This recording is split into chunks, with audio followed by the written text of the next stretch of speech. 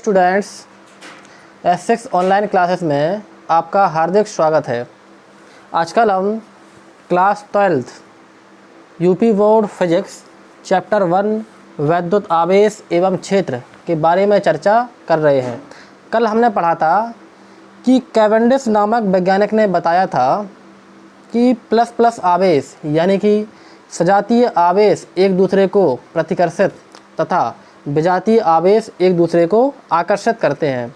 जो लोग आज नए आए हैं वो हमारे पिछले के लेक्चर देखकर आएँ तो उन्हें आज के लेक्चर और आगे वाले लेक्चर बेहतर समझ में आएंगे। ठीक है, तो हम देखते हैं कि हमने कल एक पॉइंट पढ़ाया था कि जब इलेक्ट्रॉनों का स्थानांतरण होता है, कल हमने पढ़ा था कि जब दो वस्तुओं को आपस में रगड़ा जाता है तो दोनों वस्तुओं में इलेक्ट्रॉनों के स्थानांतरण के कारण दोनों ही वस्तुएं आवेशित हो जाती हैं। ठीक है, तो हम समझते हैं कि वस्तुओं में इलेक्ट्रॉनों का स्थानांतरण क्या होता है। ठीक है, ध्यान से देखना है। जैसे हमने मान लिया कि एक वस्तु हमारी ए है और इसका नाम हमने रख दिया कि इसका नाम ए है। ठीक, और दूसरी वस्तु हमारी ए है और इसका नाम हमने रख दिया कि ए वाली वस्तु हमारी बी है, और दोनों ही वस्तुएं अभी अनावेशित हैं।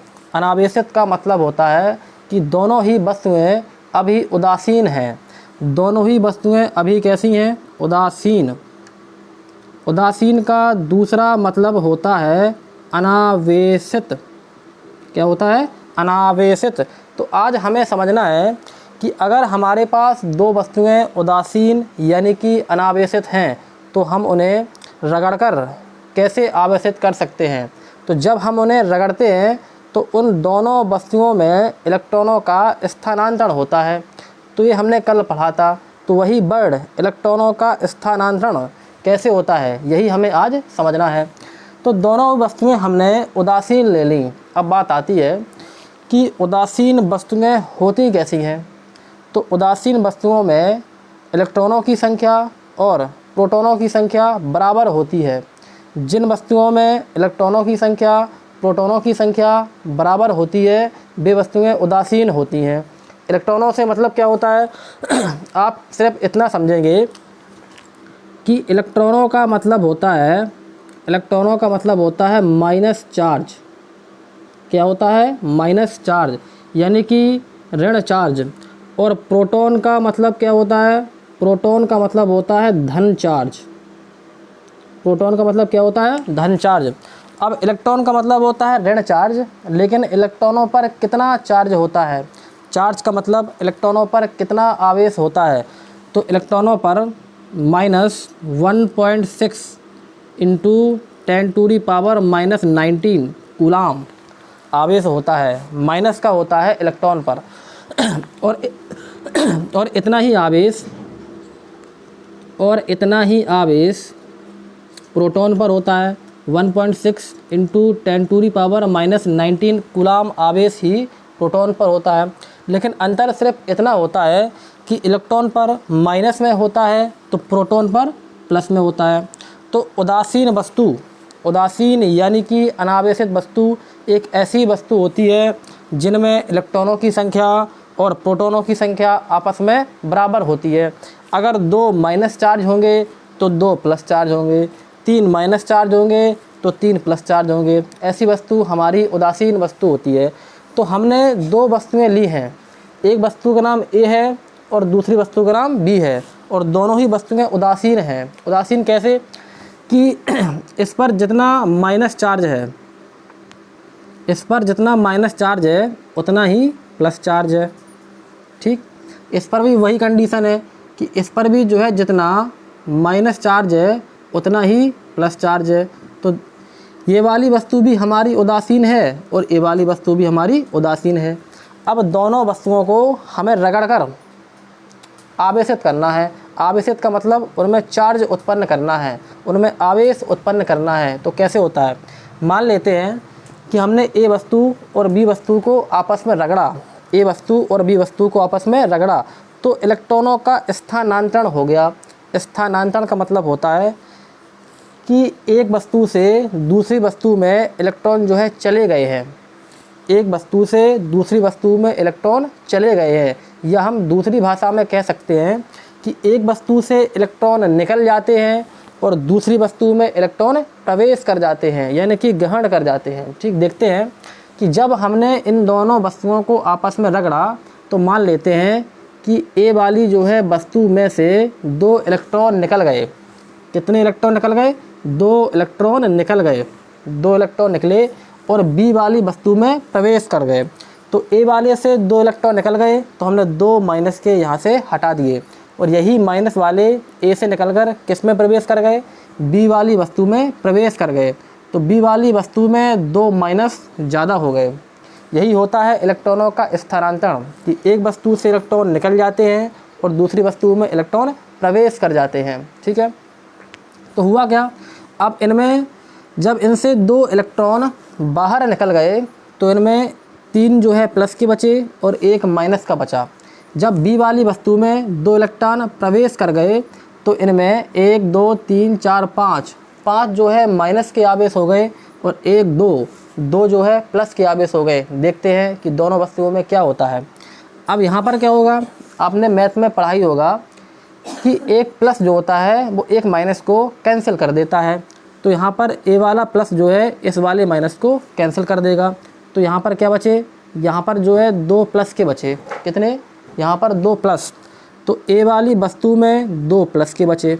ठीक है, देखते हैं अब बी वाली वस्तु में देखते हैं। तो बी वाली वस्तु में ए वाला प्लस इसको माइनस कर देगा। ठीक है, ए वाला प्लस जो है इससे कैंसिल हो जाएगा और ए वाला प्लस जो है इससे कैंसिल हो जाएगा। तो बी वाली वस्तु में एक ए वाला बचा है माइनस का और एक ए वाला बचा है माइनस का, यानी कि कितने माइनस के बचे हैं? बी वाली वस्तु में 2 माइनस के बचे हैं। तो बी वाली वस्तु में जो है 2 माइनस के बचे हैं। इस प्रक्रिया में हमने क्या देखा कि जैसे ही दोनों वस्तुओं में इलेक्ट्रॉनों का स्थानांतरण हुआ तो एक वस्तु पर प्लस चार्ज आ गया। आप देख रहे हैं कि यहाँ पर +2 लिखा है, तो ए वाली वस्तु पर +2 आवेश आ गया है। मान में कितना आवेश आया है? मान में इनकी गणित के अंकों में 2 आवेश आया है, लेकिन कैसी? तो प्लस का आया है। अब बी वाली वस्तु में देखते हैं, तो बी वाली वस्तु में मान में कितना आवेश आया है? गणित के अंकों में 2 ही इस पर आया है, और इस पर कैसा आया है? इस पर माइनस आवेश आया है। तो होता क्या है कि जब 2 वस्तुओं को आपस में रगड़ा जाता है तो उनमें इलेक्ट्रॉनों का स्थानांतरण हो जाता है। इलेक्ट्रॉनों का स्थानांतरण मतलब एक वस्तु से इलेक्ट्रॉन निकल जाते हैं और दूसरी वस्तु में इलेक्ट्रॉन प्रवेश कर जाते हैं। तो जिस वस्तु से, अब ध्यान से सुनना है, जिस वस्तु से इलेक्ट्रॉन निकल जाते हैं, ए वस्तु से 2 इलेक्ट्रॉन निकल गए, तो जिस वस्तु से इलेक्ट्रॉन निकल जाते हैं तो उस वस्तु पर प्लस चार्ज आता है। कैसा आता है? जिस वस्तु से इलेक्ट्रॉन निकल जाते हैं उस वस्तु पर प्लस चार्ज आ जाता है, और जिस वस्तु में इलेक्ट्रॉन प्रवेश कर जाते हैं, प्रवेश मतलब जो वस्तु इलेक्ट्रॉनों को ग्रहण कर लेती है, उस पर माइनस चार्ज आ जाता है। और दोनों ही वस्तुओं पर, गौर से देखें, दोनों ही वस्तुओं पर समान मान में आवेश आता है। समान मान में आवेश आता है, यानी कि इस पर 2 आया है, इस पर भी 2 आया है, लेकिन इस पर प्लस का 2 आया है और इस पर माइनस का 2 आया है। यानी कि उनकी प्रकृति कैसी होती है? प्रकृति जो है विपरीत होती है। प्रकृति विपरीत का मतलब होता है कि एक पर प्लस आवेश आता है तो दूसरे पर माइनस आवेश आता है, लेकिन समान मान में आता है। कैसा आता है? समान मान। समान मान का मतलब होता है कि 2 ही पहली वस्तु पर आएगा और 2 ही दूसरी वस्तु पर आएगा। तो हमने पूरी प्रक्रिया समझ ली कि इलेक्ट्रॉनों का स्थानांतरण कैसे होता है। तो ये सारी प्रक्रिया समझने के बाद यहाँ से 2 पॉइंट बनते हैं, यहाँ से 2 पॉइंट बनते हैं। तो उन दोनों पॉइंटों को हम अपनी कॉपी में लिखेंगे, और ये वाला भी चित्र जो है अपनी कॉपी में बना लेना है। ठीक है, अब यहाँ से 2 पॉइंट बनते हैं जिन्हें हमें लिखना है कि वस्तुओं के आवेशित होने के लिए, वस्तुओं के आवेशित होने के लिए, वस्तुओं के आवेशित होने के लिए केवल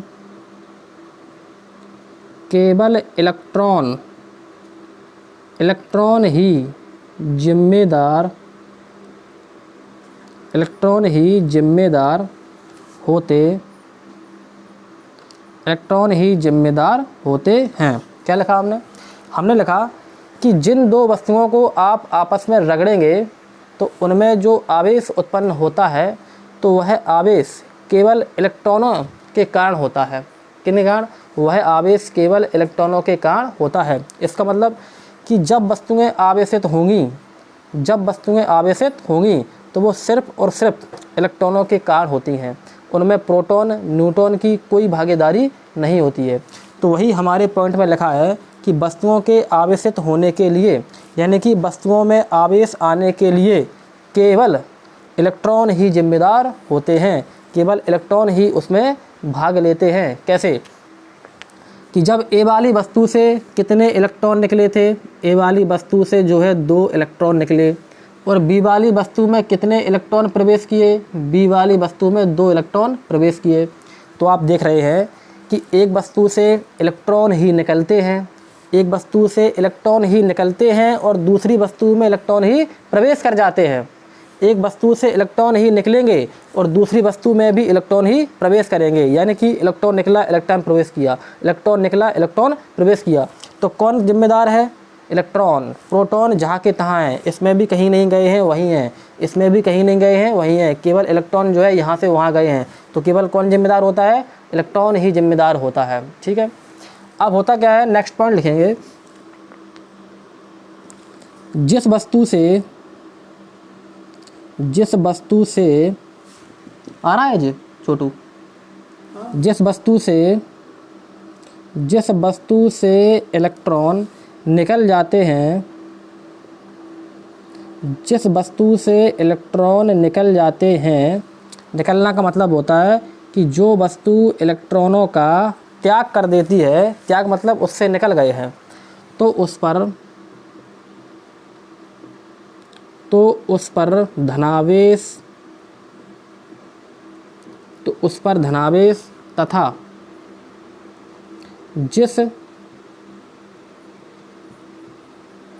जिस वस्तु में इलेक्ट्रॉन प्रवेश का मतलब होता है ग्रहण कर जाते हैं, उस पर ऋणावेश आ जाता है, उस पर ऋणावेश आ जाता है। यानी कि जिस वस्तु से इलेक्ट्रॉन निकल जाते हैं, जिस वस्तु पर इलेक्ट्रॉन निकल जाते हैं उस पर क्या आता है? उस पर धनावेश आता है। हम देख रहे हैं कि ए वाली वस्तु से 2 इलेक्ट्रॉन निकल गए थे, तो ए वाली वस्तु पर क्या आया है? धनावेश आया है। और बी वाली वस्तु में 2 इलेक्ट्रॉन प्रवेश कर गए थे, तो जिसमें प्रवेश यानी कि ग्रहण कर जाते हैं उस पर क्या आता है? उस पर ऋणावेश आता है। ये सारी चीज़ें हमें ध्यान रखनी है।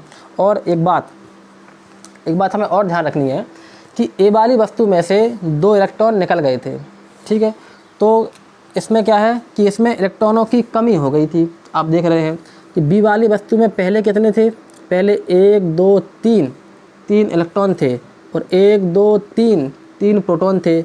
लेकिन जब ए वाली वस्तु में से हमने 2 इलेक्ट्रॉन निकाल दिए तो उसमें क्या है? उसमें इलेक्ट्रॉनों की कमी हो जाती है और जो धनावेश हैं वो क्या हो जाते हैं? अधिक हो जाते हैं। क्योंकि 2 इलेक्ट्रॉन निकले तो सिर्फ एक यहाँ पर ऋणावेश बचा, तो किसकी अधिकता हो जाती है? धनावेश की अधिकता हो जाती है। धन वाला चार्ज अधिक हो जाता है, ऋण वाला चार्ज कम मात्रा में हो जाता है। और जिसमें इलेक्ट्रॉन ग्रहण कर जाते हैं तो उस पर क्या होता है? जैसे 2 यहाँ से निकले थे और 2 बी वाली वस्तु में ग्रहण कर गए, तो इसमें इलेक्ट्रॉन कितने हो गए? 1 2 3 4 5, तो इसमें 5 इलेक्ट्रॉन हो गए। पहले इसमें 3 इलेक्ट्रॉन थे और 2 आ गए हैं तो 5 इलेक्ट्रॉन हो गए हैं। लेकिन धनावेश इसमें 3 ही है, तो इसमें इलेक्ट्रॉनों की अधिकता हो गई है और इसमें धनावेश की अधिकता हो गई है। जिससे इलेक्ट्रॉन निकल जाते हैं उसमें धनावेश की संख्या जो है अधिक हो जाती है, और जिसमें जो है इलेक्ट्रॉन ग्रहण कर जाते हैं उसमें जो है ऋणावेश की संख्या अधिक हो जाती है। ठीक है, ध्यान रखना है। लिखते हैं,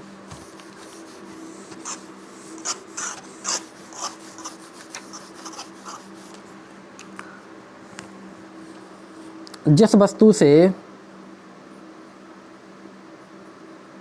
जिस वस्तु से इलेक्ट्रॉन निकल जाते हैं, इलेक्ट्रॉन निकल जाते हैं, इलेक्ट्रॉन निकल जाते हैं उसमें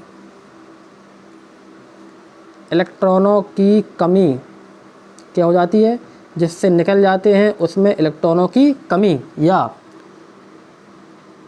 धनावेश अधिक, या धनावेश अधिक हो जाता है, हो जाता है तथा जिस वस्तु में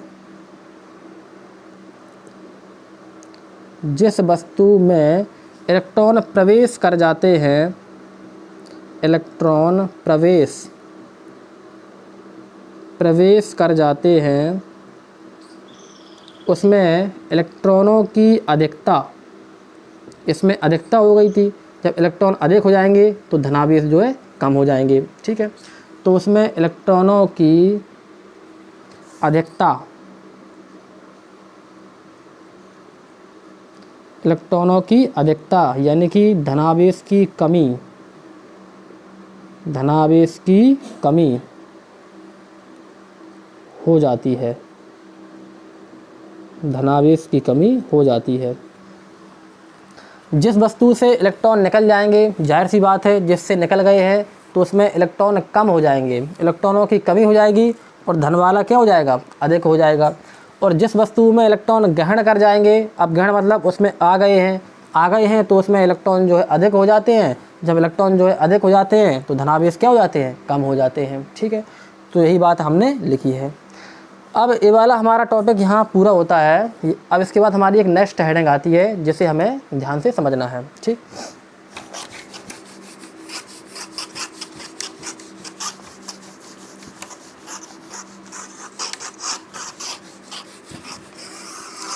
अगली हेडिंग डाल है वस्तुओं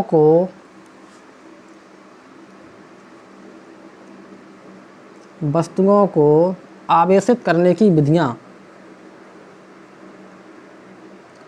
वस्तुओं को आवेशित करने की विधियाँ, वस्तुओं को आवेशित करने की विधियाँ हमारी नेक्स्ट हेडिंग है। ये हेडिंग क्या है, इसमें पढ़ना है कि वस्तुओं को आवेशित कैसे किया जाता है। मतलब अगर हमारे पास कोई उदासीन वस्तु है, उदासीन का मतलब कोई हमारे पास अनावेशित वस्तु है जिसमें आवेश नहीं है और उसे हमें आवेशित करना है, तो उसके लिए हमें कुछ विधियाँ पढ़नी होती हैं कि अनावेशित वस्तु को अगर हमें आवेशित करना है तो उसके लिए कुछ विधियाँ होती हैं। उन विधियों के द्वारा आप किसी भी उदासीन यानी कि अनावेशित वस्तु को आसानी से आवेशित कर सकते हैं। तो उसकी 3 विधियाँ होती हैं। कितनी विधियाँ होती हैं? उसकी जो है 3 विधियाँ होती हैं। तीनों विधियों को हमें समझना है, ठीक, बारी बारी से। तो पहली विधि आती है घर्षण विधि द्वारा। पहली हेडिंग बनाएंगे, पहले हम सीधी हेडिंग ही बना लेते हैं, हेडिंग बाई हेडिंग हम तीनों विधियों को समझेंगे, ठीक। तो पहली आप हेडिंग बनाएंगे घर्षण विधि द्वारा।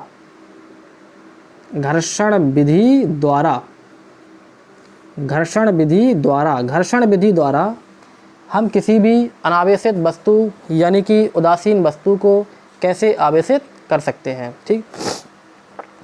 तो घर्षण विधि में क्या होता है कि घर्षण विधि में जिन वस्तुओं को आवेशित करना होता है, ध्यान से सुनेंगे और अपनी कॉपी में लिखेंगे भी, क्योंकि बड़ी थ्योरी है, मैं बोर्ड पे इतना सारा लिखा नहीं पाऊँगा, बोल दूँगा, पहले समझाऊँगा और बाद में मैं पूरी भाषा बोल दूँगा, तो आप लिख लेना, ठीक।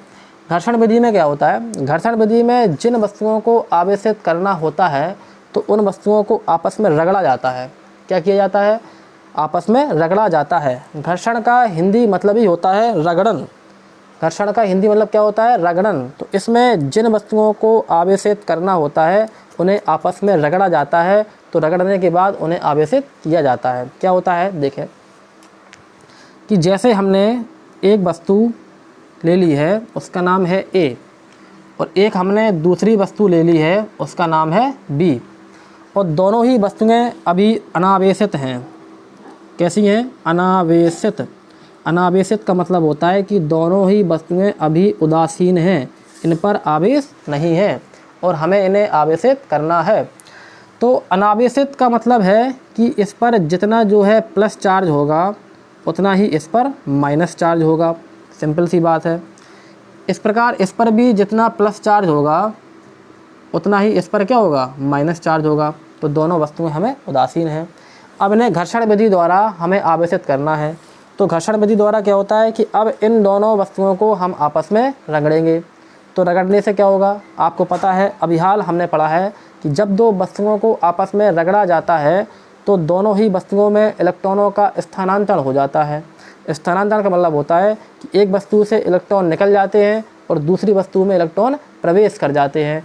तो यही विधि पूरी हमारी घर्षण विधि में होगी कि जैसे ही हम इन्हें रगड़ेंगे तो पहली वस्तु से क्या है कि इलेक्ट्रॉन निकल जाएंगे। ठीक, एक वस्तु से इलेक्ट्रॉन निकल जाते हैं। तो फिर से मान लेते हैं कि ए वस्तु से 2 इलेक्ट्रॉन निकले और किस में प्रवेश कर गए, बी वाली वस्तु में प्रवेश कर गए।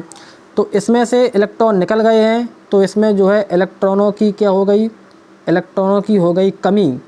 इलेक्ट्रॉनों की कमी का मतलब क्या होता है, धनावेश क्या हो गया, धनावेश हो गया अधिक। ठीक है, अब इसमें जो है इलेक्ट्रॉन ग्रहण कर गए तो 2 इससे निकले हैं, 2 इसमें प्रवेश किए हैं तो 2 इसमें ज़्यादा हो जाएंगे। तो जब इसमें ज़्यादा हो गए तो इसमें इलेक्ट्रॉन की अधिकता हो गई, इसमें जो है इलेक्ट्रॉन की अधिकता हो गई। जब इलेक्ट्रॉन की अधिकता हो गई तो धनावेश क्या हो गया, धनावेश कम हो गया, यानी कि धनावेश की कमी हो गई। तो जब दो वस्तुओं को घर्षण विधि में आवेशित करना होता है तो उन्हें आपस में रगड़ा जाता है। तो रगड़ने के बाद एक वस्तु से दूसरी वस्तु में इलेक्ट्रॉन स्थानांतरण हो जाते हैं, जिससे एक वस्तु में इलेक्ट्रॉनों की कमी हो जाती है और दूसरी वस्तु में इलेक्ट्रॉनों की अधिकता हो जाती है। और जिस वस्तु में इलेक्ट्रॉनों की कमी हो जाती है उस पर क्या आ जाता है, उस पर धन चार्ज आ जाता है। धन चार्ज कैसे, इलेक्ट्रॉन कम हो गए तो अब होता क्या है, फिर से वही बात कि अब ए वाला माइनस जो है इस वाले प्लस को कैंसिल कर देगा। जब कैंसिल कर देगा इस पर क्या बचे, इस पर जो है 2 धन के आवेश बचे। कितने, 2 धन के आवेश। तो इस वाली वस्तु पर प्लस 2 आवेश आ गया, क्योंकि प्लस माइनस कैंसिल, ओनली 2 धन के बचे हैं। तो इस पर ए वाली वस्तु पर 2 धन का आवेश आ गया और बी वाली वस्तु में क्या है, 2 इलेक्ट्रॉन प्रवेश कर गए हैं। तो इसमें क्या होता है कि ए वाला माइनस इसको कैंसिल कर देता है, ए वाला माइनस, एक माइनस जो है प्लस को कैंसिल कर देता है और एक माइनस जो है प्लस को कैंसिल कर देता है। तो इस पर क्या है, इस पर जो है माइनस के बचे 1 2, ठीक है, और प्लस के 1 भी नहीं बचे। तो यहाँ पर प्लस के 2 बचे थे, यहाँ पर माइनस के 2 बचे हैं। तो इस पर क्या आ गया, इस पर जो है माइनस के 2 आवेश आ गया। तो हम देख रहे हैं कि जैसे ही हमने दोनों वस्तुओं को आपस में रगड़ा तो एक वस्तु पर प्लस 2 आवेश आ गया और एक वस्तु पर माइनस 2 आवेश आ गया। यानी कि घर्षण विधि में वस्तुओं को आपस में रगड़ कर जो है आवेशित किया जाता था। पहले दोनों ही वस्तुएं उदासीन थीं, इस पर भी कोई आवेश नहीं था, इस पर भी कोई आवेश नहीं था। जैसे ही हमने रगड़ा इलेक्ट्रॉनों का स्थानांतरण हुआ तो इस पर जो है धन के 2 आवेश आ गया और इस पर जो है माइनस के 2 आवेश आ गया और दोनों ही वस्तुएं कैसी हो गई, दोनों ही वस्तुएं आसानी से आवेशित हो गईं। ठीक है, तो इस पर हमें ध्यान रखना है कि घर्षण विधि में एक वस्तु पर प्लस आता है तो दूसरी वस्तु पर माइनस आवेश आता है। यानी कि इसका मतलब क्या हुआ कि इस पे जो है प्रकृति कैसी होती है, घर्षण विधि में जो आवेश की प्रकृति होती है वो विपरीत होती है। घर्षण विधि में आवेश की प्रकृति विपरीत होती है, लेकिन मान क्या होता है, मान जो है दोनों पर समान होता है। जाहिर सी बात है, क्योंकि प्रकृति कैसी है, विपरीत, क्योंकि एक वस्तु पर प्लस आता है और दूसरी वस्तु पर माइनस आता है। इसी को हम प्रकृति कहते हैं, प्रकृति विपरीत है। और मान कैसे हैं, समान है। पहली वस्तु पर भी 2 मान का आवेश आया है, दूसरी वस्तु पर भी 2 मान का आवेश आया है, तो दोनों वस्तुओं पर समान मान का आवेश आया है। ठीक है, तो यही हमारी कौन सी विधि है, यही हमारी है घर्षण विधि द्वारा आवेशन। हमें उम्मीद है कि आपको घर्षण विधि द्वारा आवेशन समझ में आया होगा। अगर नहीं भी आया है तो एक बार वीडियो को दोबारा देखें, ज़रूर समझ में आ जाएगा। ठीक है, तो आज के लिए इतना ही। आप इतना जो है नोट कर लेना। इसे लिखना कैसे है एक बार मैं बोलता हूँ तो धीमे धीमे जो है आप लिख लेना। कि घर्षण विधि में जिन वस्तुओं को जिन वस्तुओं को आवेशित करना होता है उन्हें जो है आपस में रगड़ा जाता है। तो रगड़ने के बाद दोनों ही वस्तुओं में इलेक्ट्रॉनों का स्थानांतरण हो जाता है। तो इलेक्ट्रॉनों के स्थानांतरण के कारण एक वस्तुओं में इलेक्ट्रॉनों की कमी और दूसरी वस्तुओं में इलेक्ट्रॉनों की अधिकता हो जाती है। जिस वस्तु में इलेक्ट्रॉनों की कमी होती है उस वस्तु पर धन चार्ज आ जाता है, और जिस वस्तु में इलेक्ट्रॉनों की अधिकता होती है उसमें ऋण चार्ज आ जाता है। ठीक है। और होता क्या है कि इस प्रक्रिया में दोनों ही वस्तुओं पर विपरीत प्रकार का आवेश आता है। कैसा आता है? विपरीत, यानी कि एक पर प्लस आता है और दूसरे पर माइनस आता है, और दोनों पर समान आवेश आता है। ये भी लिखना है कि जो है आवेश की प्रकृति विपरीत होती है लेकिन उसका मान क्या होता है? समान होता है। ठीक, तो आज के लिए इतना ही। वीडियो अगर जो है अच्छा लगा है तो लाइक करें, शेयर करें और उसे सब्सक्राइब करें। कल हम इसकी नेक्स्ट विधि पढ़ेंगे, दूसरी नंबर। ठीक, आज के लिए इतना ही। Thank you.